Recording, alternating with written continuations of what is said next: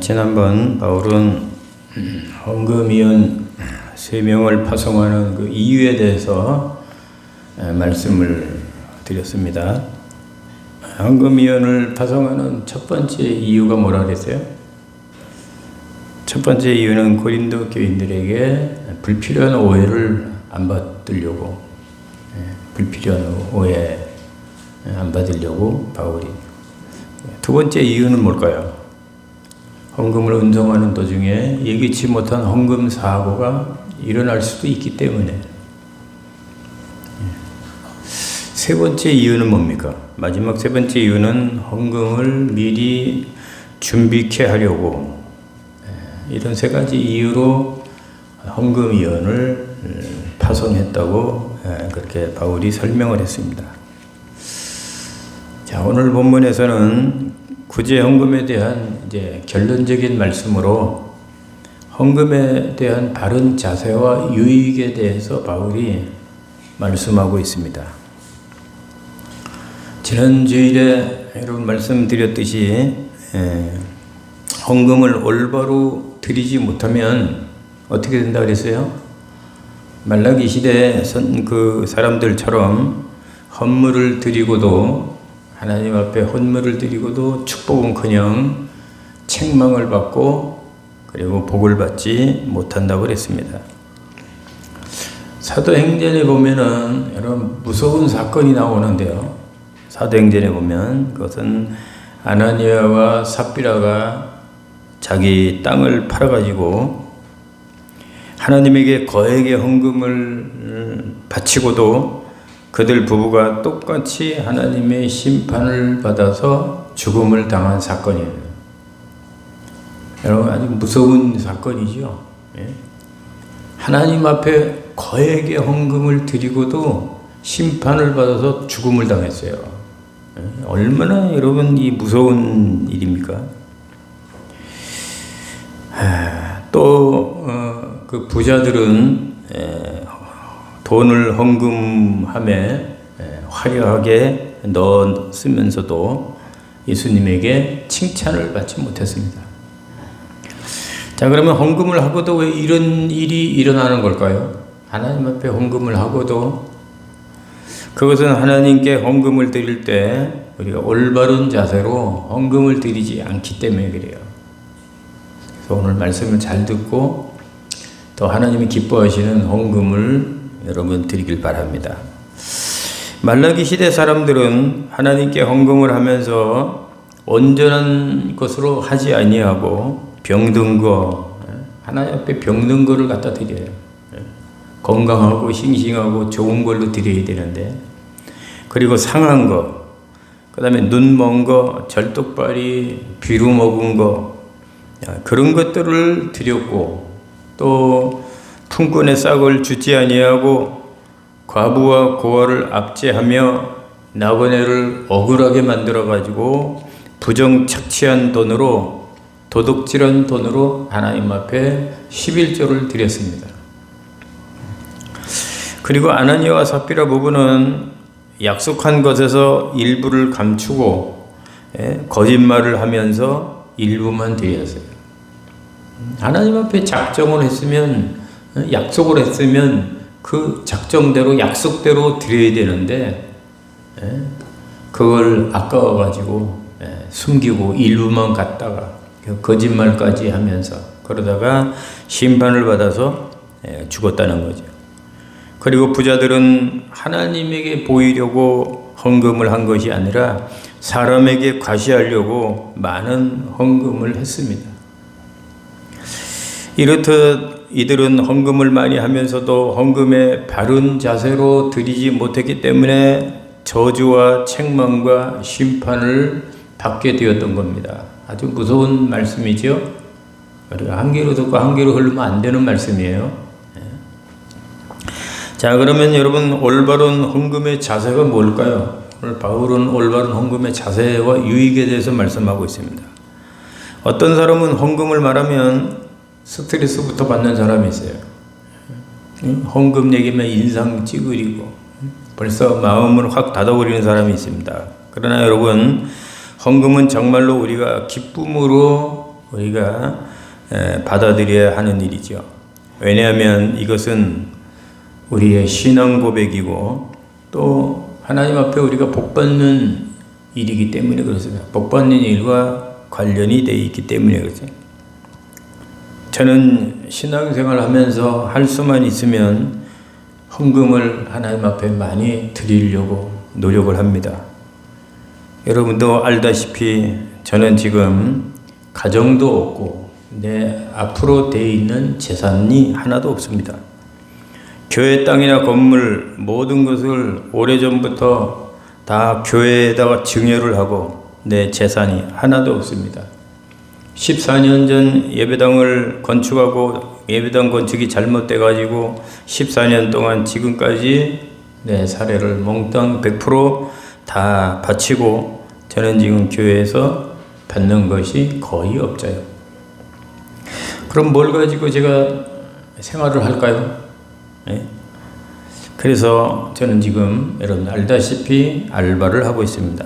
아침 저녁 출퇴근 운전하면서 이것으로 약을 사 먹고 이것으로 생활하고 이것으로 하나님께 11조하고 헌금 생활을 하고 있습니다. 그래도 내가 이렇게 건재하게 살며 헌금 생활하고 있다는 것이 얼마나 기쁘고 감사한 일인지 모릅니다. 솔직한 말로 저는 헌금하는 게 기쁩니다. 할 수 있다면 더 많이 드리고 싶은 게 제 마음입니다. 요즘에는 사례가 내 손에 들어오기도 전에 바로 은행 이자로 나갑니다. 그래서 제가 받는 게 교회에서 없습니다. 그렇지만 그래도 내가 하나님의 일을 한다는 그 자체로 얼마나 감사한지 몰라요. 자, 그러면 바울이 말하는 헌금의 바른 자세가 뭘까요? 오늘 본문에서 쭉 한번 살펴보겠습니다. 첫 번째 헌금의 자세는 각각 그 마음에 정한 대로 하라고 그랬어요. 우리 7절 한번 읽어보겠습니다. 7절 시작. 각각 그 마음에 전한 대로 할 것이요 인색함으로나 억지로 하지 말지니 하나님은 즐겨내는 자를 사랑하시느니라. 아멘. 여러분, 헌금은 마음이 표현되는 거죠. 마음이 표현되어야 됩니다. 아무리 많은 헌금을 한다 하더라도 마음이 없는 그 헌금은 하나님이 기뻐 받으시질 않습니다. 그래서 헌금을 할 때는 자기 형편에 따라서 그리고 자기의 믿음대로 내가 얼마를 해야 되겠다고 정해서 하나님 앞에 이렇게 드려야 그게 올바른 헌금의 자세라는 거예요. 자, 두 번째 올바른 헌금의 자세가 뭘까요? 인색함으로나 억지로 하지 말라는 거예요. 오늘 본문 7절에 우리가 읽었습니다마는 인색함으로나 억지로 하지 말지니라고 했죠. 여기 인색이라는 말은 타인에게 베풀기를 꺼려하는 것을 말합니다.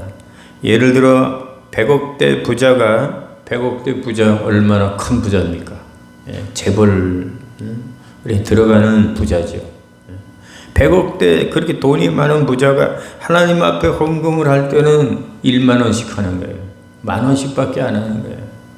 가난한 사람한테는 1만 원도 클 수 있지만 이 100억대 부자입니다. 100억대 부자에게 1만 원은 이건 너무 작은 돈 아니겠어요? 자, 이런 것들 예를 들면 이런 것들을 인색이라고 말합니다. 저는 하나님께 헌금할 때 인색하게 못하는 이유가 내가 인색하게 하면 하나님도 나를 인색하게 하실까봐 나는 인색하게 하지를 못하겠습니다. 그리고 억지라는 말은 강요에 의해서 하는 헌금하는 걸 말하죠. 이 말은 체면 때문에 사람의 눈 때문에 자기의 형편과는 상관없이 억지로 그렇게 헌금하지 말라는 겁니다. 헌금의 동기는 장로이기 때문에 난 목사이기 때문에 난 권사이기 때문에 이런 사람을 의식하여 하는 것을 하나님은 원치 않으신다는 겁니다. 헌금의 동기는 자발적이어야죠. 내적인 결단과 신앙심의 고백으로 하나님 앞에 드려져야 그것이 참된 헌금이고 헌금의 올바른 자세라는 겁니다. 세 번째 헌금의 올바른 자세가 뭘까요? 즐겁게 자원하는 마음으로 하라는 겁니다. 여러분, 하나님의 것을 하나님께 드리는데 왜 기분이 나쁠까요? 왜 하나님 걸 하나님께 드리는데 여러분 즐겁지 않습니까? 성경 야고보서 1장 17절에 보면 이 세상 모든 것들이 다 빛들의 아버지께로부터 내려온다 그랬어요.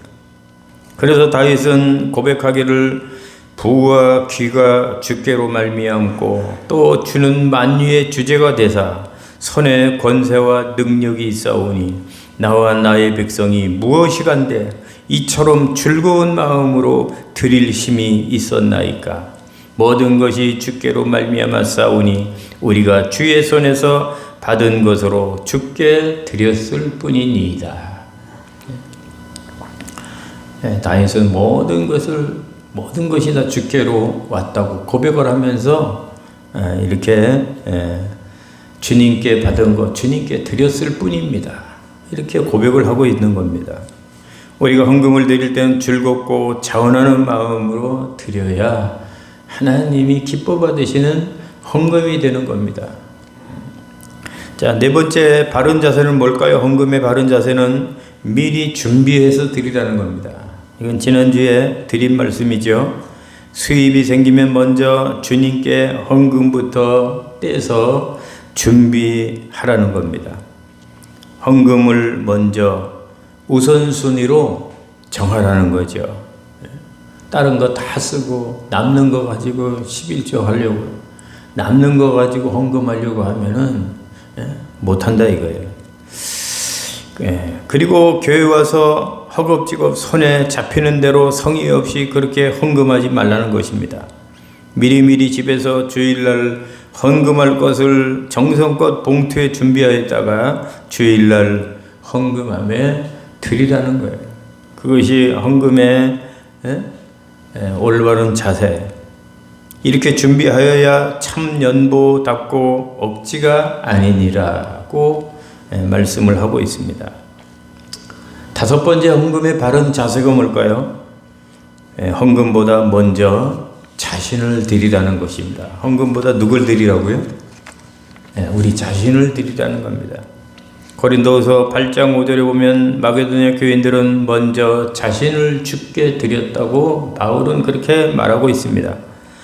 여러분, 하나님은 물질의 헌금보다 우리 자신을 더 원하지 않습니까? 왜냐하면 하나님은 물질이 아니라 우리 마음을 받으시기를 원하시기 때문입니다. 그래서 헌금은 물질 문제가 아닙니다.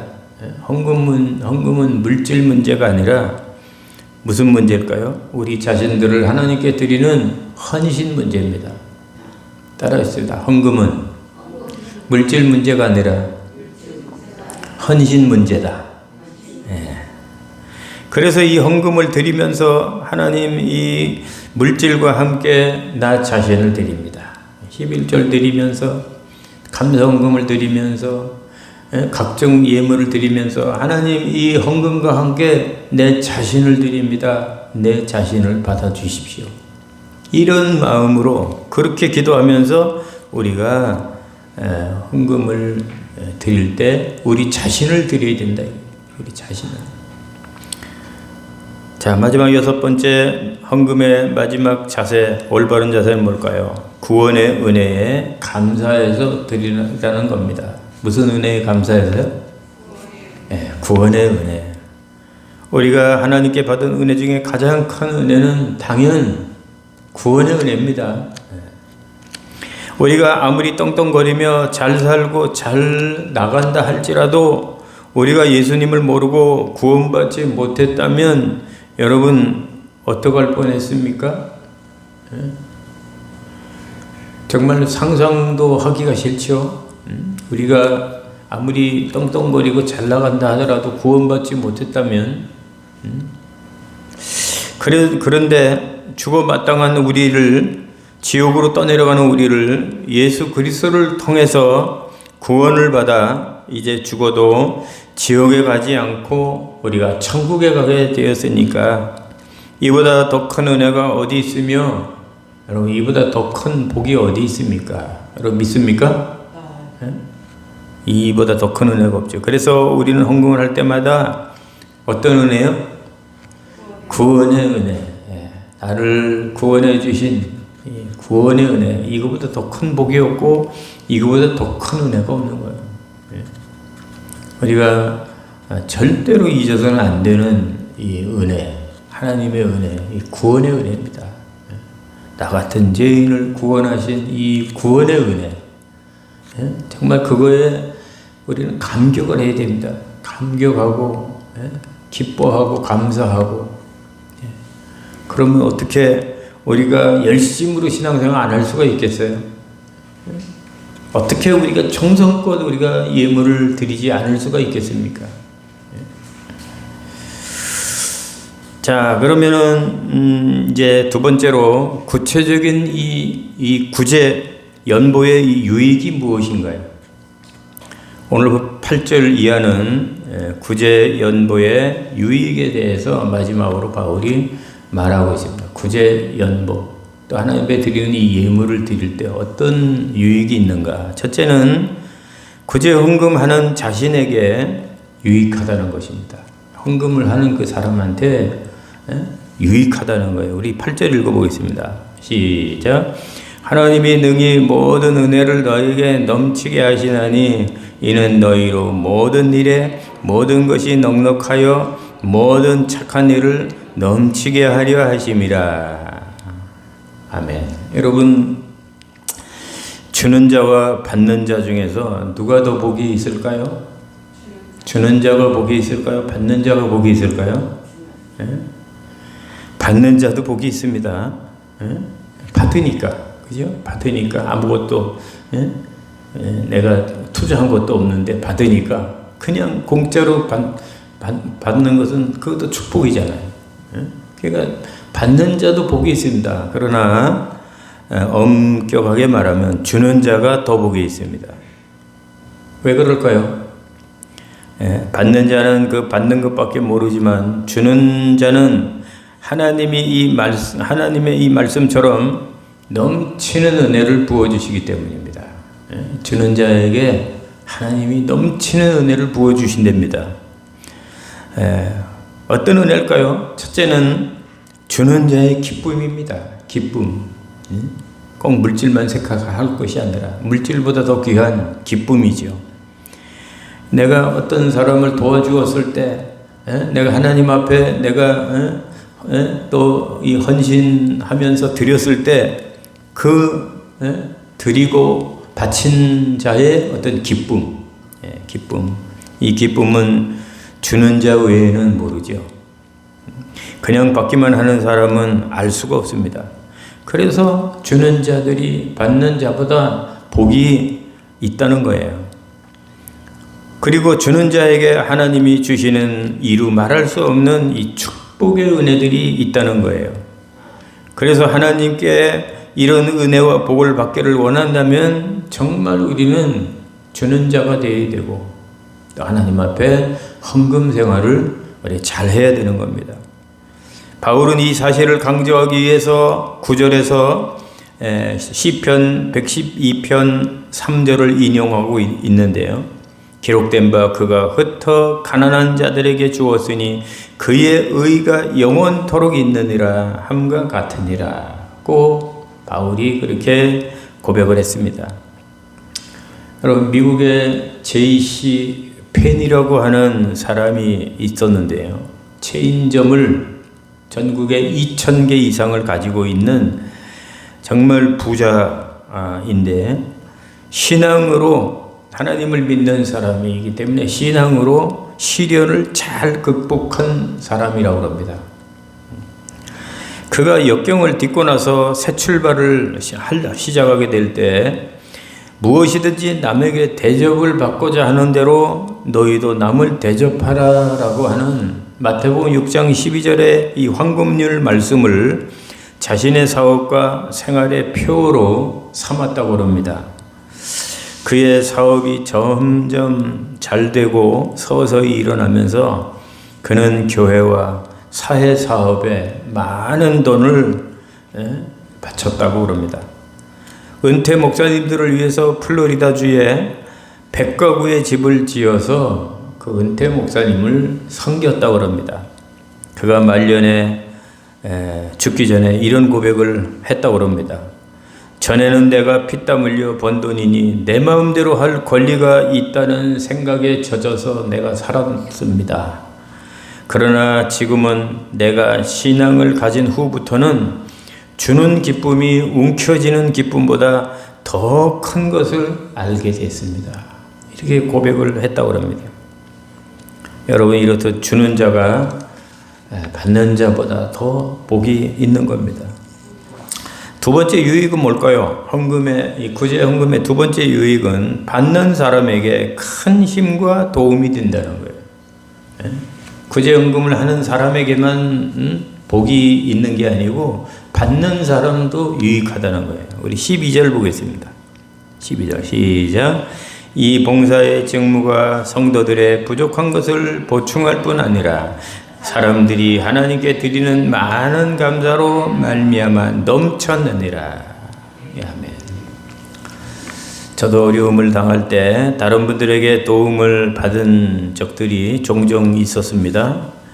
그때 그 도움을 받았을 때 얼마나 힘이 되고 위로가 되었는지 지금도 그 도움받았던 때 기억들이 생생합니다.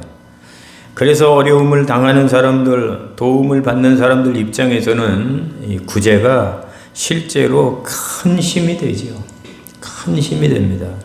고린도 교회 구제 헌금도 가난한 예루살렘 교인들의 부족한 것을 보충하여 생계의 위험에서 벗어날 수 있는 큰 도움이 되었다는 거죠. 그래서 고린도 교인들을 사모하며 감사가 넘쳤다는 것입니다. 우리가 구제 헌금을 하고 다른 사람을 도와줄 때 그 받는 사람이 굉장히 힘을 얻는다는 거예요. 저는 어저께 뉴스에서 이런 영상을 보고 큰 감동을, 짧은 영상인데 큰 감동을 받은 게 있습니다. 택시기사가 아니라 버스기사가 한강다리, 서울 한강다리를 막 비가 오는데 가는데 그 한강다리 요즘 비가 많이 와가지고 물발도 세고 흙탕물이고 근데 한 중년 아줌마가 신발을 벗고 거기를 올라가는 거예요. 난간에를. 왜 올라가겠어요? 이제 떨어져서 죽으려고, 자살하려고 그러는 거예요.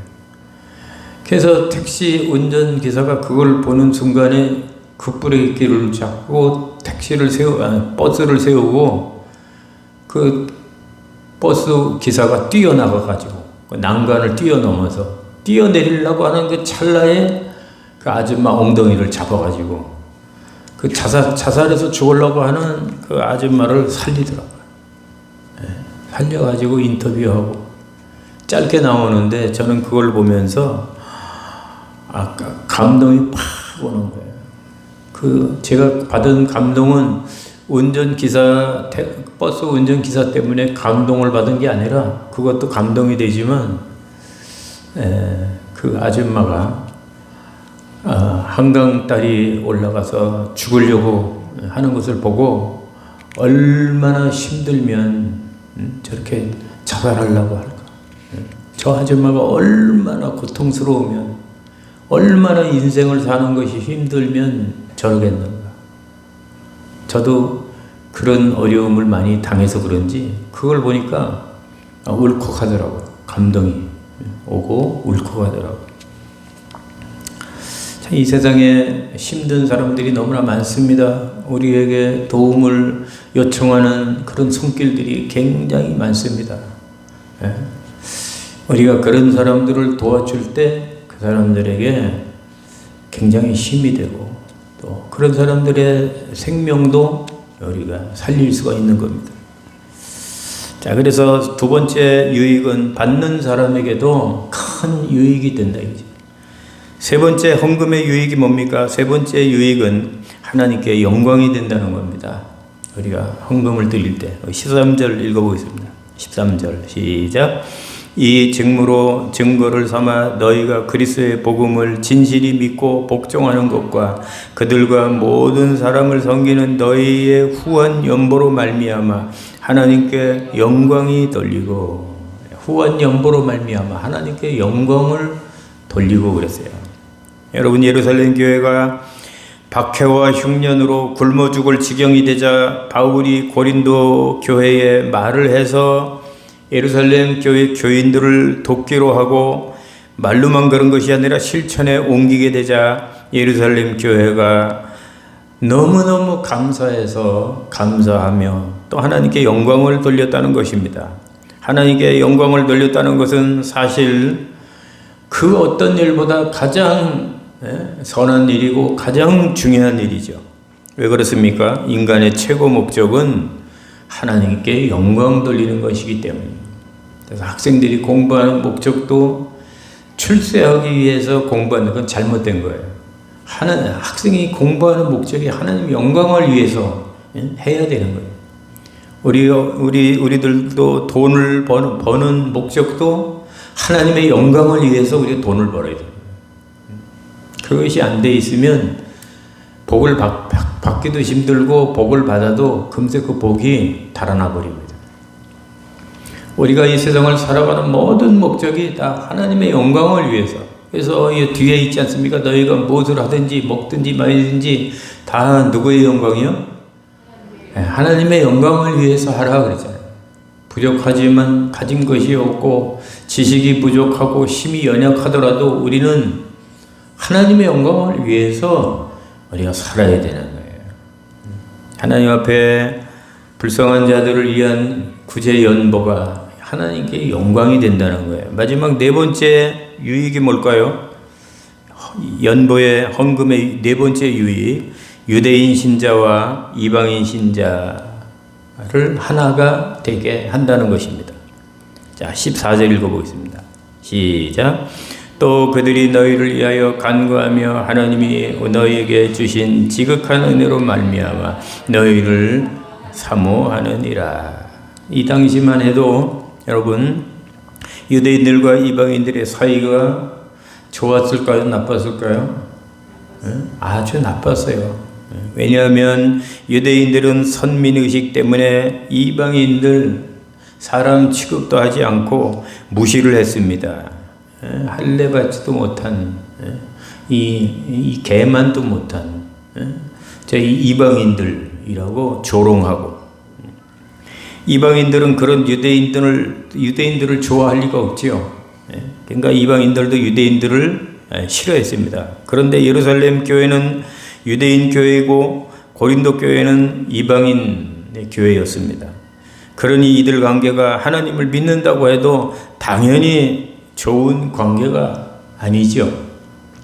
그런데 바울을 통해서 또 이 구제 헌금을 통해서 고린도 교회와 마게도냐 교회들의 예루살렘을 돕는 구제 운동이 일어나자 놀라운 역사가 일어났습니다. 놀라운 역사가 뭘까요? 바로 유대인 교회인 예루살렘 교회와 이방인 교회들이 이 구제로 말미암아 그렇게 사이가 안 좋았던 그들이 무너지고 단숨에 하나가 됐다. 하나가 됐다. 그래서 예루살렘 교회가 이방인들을 다시 보게 되었고, 이방인 교회를 다시 보게 되었고, 이방인 교회를 위하여 기도하게 되었고, 이방인 교회를 사모하게 되었다는 것입니다.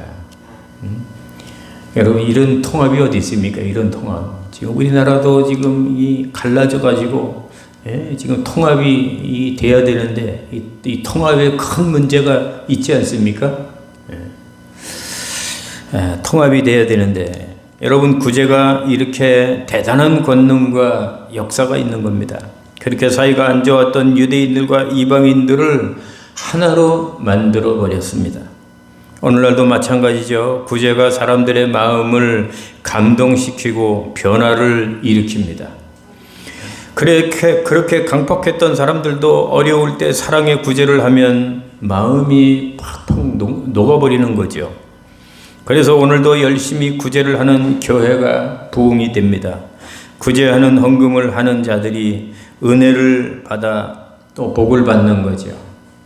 이 때문에 여러분 전도하는데도 이 구제의 이 원리를 적용을 해서 말로만 전도해가지고는 전도가 안 되는 시대입니다. 뭔가 줘야 되죠. 남을 도와주는 그 구제 아닙니까?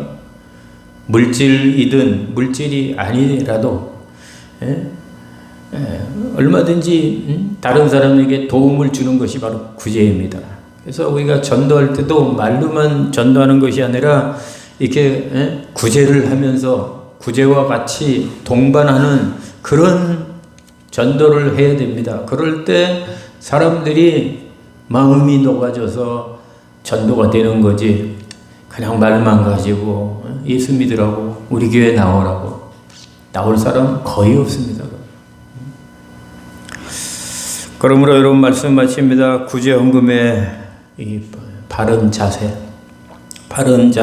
잘 여러분 갖추시길 바랍니다. 앞에서 말씀드렸듯이 헌금을 많이 하고도 하나님 앞에 좋은 소리 못 듣고 하나님 앞에 복을 받지 못한다면 우리가 그런 헌금할 필요가 뭐가 있겠습니까? 올바른 헌금을 해서 하나님 앞에 우리가 복을 받는 자들이 돼야, 복을 받기 위해서 헌금하는 거 아니지만, 그리고 구제 헌금의 유익을 잘 아시고 저와 여러분들도 헌금을 할 때 헌금 생활 잘 해서 어려운 사람들을 구제하는 일에 동참하는 저와 여러분 되시기를 주님의 이름으로 축원합니다.